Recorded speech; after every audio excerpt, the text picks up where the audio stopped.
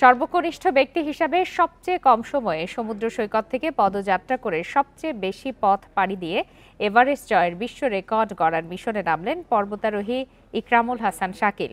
তার এই অভিযাত্রায় প্রধান পৃষ্ঠপোষক শীর্ষস্থানীয় ফুড ব্র্যান্ড প্রাণ।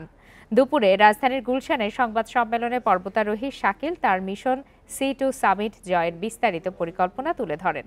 এর আগে প্রথম বাংলাদেশি হিসাবে গ্রেট হিমালয় ট্রেইল সফলভাবে শেষ করেছেন শাকিল। 25 ফেব্রুয়ারি কক্সবাজারের ইনানী সমুদ্র সৈকত থেকে C2 সামিট শুরু করেছেন ইকরামুল হাসান শাকিল। এরই মধ্যে তিনি হেঁটে ঢাকায় এসেছেন। 90 দিনের মধ্যে C2 সামিট জয় করতে চান শাকিল।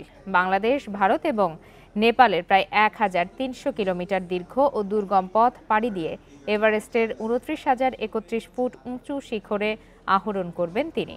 যাত্রাপথে প্লাস্টিক দূষণের বিষয়ে জনসচেতনতা, কার্বন নিঃসরণ হ্রাসের গুরুত্ব তুলে ধরবেন তিনি।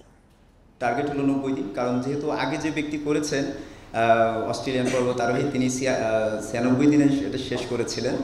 সে প্রায় 1200 কিলোমিটার পথ হেঁটেছিলেন এবং তখন তার বয়স ছিল 45 বছর। তো আমার পথটাও দীর্ঘ হচ্ছে, আমার প্রায় 1300 কিলোমিটার পথ হচ্ছে এবং আমি সেটা কম দিনে, যে তার থেকে আরও 6 দিন কমে যদি শেষ করতে পারি, তাহলে তার রেকর্ডের 3টা আমি ব্রেক করতে পারি।